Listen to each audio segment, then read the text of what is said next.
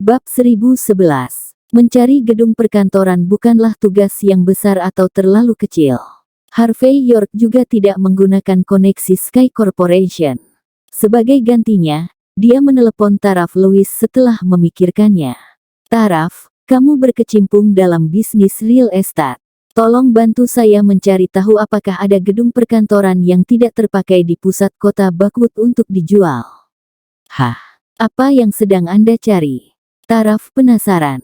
Bukankah perusahaan mandi sangat populer akhir-akhir ini? Dia mengambil kesempatan ini untuk memperluas ruang lingkup bisnis dan merekrut orang-orang berbakat. "Jadi, saya ingin membeli gedung kantor untuk dia gunakan." Harvey menjawab dengan santai. Di seberang telepon, Taraf terdiam cukup lama. Dia menyesalinya lagi. Jika dia tidak bertindak superior di depan Harvey atau baru saja mengejar Harvey saat itu, apakah dia akan memiliki suami yang baik juga?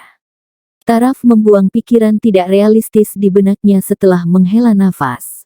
Dia kemudian berkata, "Jangan khawatir, teman sekelasku yang lama. Saya pasti akan membantu Anda dalam hal ini." Petik 2. Taraf mulai menelepon setelah menutup telepon. Dia harus mengakui bahwa menjadi manajer penjualan Gardens Residence tidak hanya memungkinkannya menghasilkan banyak uang tetapi juga mendapatkan banyak koneksi. Taraf telah menentukan bahwa sebuah gedung kantor di dekat Buckwood Tower kosong melalui beberapa penyelidikan. Tempat ini adalah pusat komersial, dikelilingi oleh gedung perkantoran dan pusat perbelanjaan kelas atas. Tak satu pun dari perusahaan yang beroperasi di daerah ini adalah biasa. Dapat dikatakan bahwa tempat ini pasti memenuhi persyaratan Harvey. Setelah dia menelepon Harvey, keduanya setuju untuk pergi ke pusat komersial bersama di sore hari. Ketika dia sampai di tempat itu, setelah melihat sekilas keluar, Harvey mengangguk pada Taraf dan berkata, "Tidak buruk." Kemudian, Taraf menelepon bos gedung kantor. Segera, keduanya datang ke bos kantor David Bowie. David berusia sekitar 50 tahun. Dia memiliki perut buncit, rambut jarang, dan wajah pucat. Dia adalah seorang pemabuk dan bejat yang tidak bisa diperbaiki. Namun, lelaki tua ini tidak mengenal dirinya sendiri. Matanya sedikit cerah ketika Taraf masuk. Bagaimanapun, Taraf adalah gadis tercantik di sekolah. Meskipun dia mengenakan pakaian profesional hari ini, dia tidak bisa menyembunyikan sosok ramping dan wajahnya yang cantik. David menjadi sedikit tak tertahankan begitu dia melihat Taraf.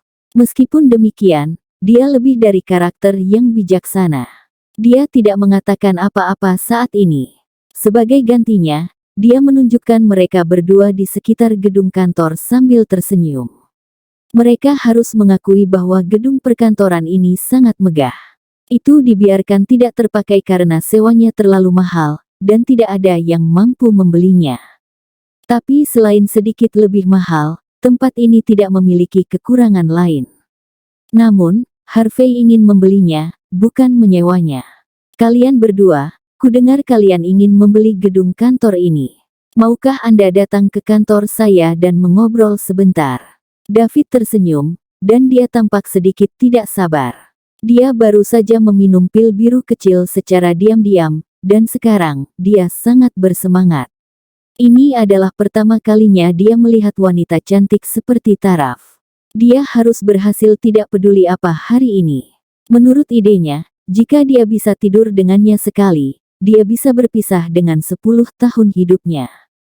Taraf tersenyum, dan David berkata ketika mereka tiba di kantor, "Kalian berdua juga tahu bahwa daerah ini adalah pusat komersial paling makmur di Buckwood. Saya harus menyebutkan bahwa gedung perkantoran di sini mahal. Jika Anda ingin membelinya, saya bisa memberi Anda diskon $777 juta. Harvey tidak merasakan apa-apa ketika David mengatakan ini nomor, tetapi ekspresi Taraf berubah.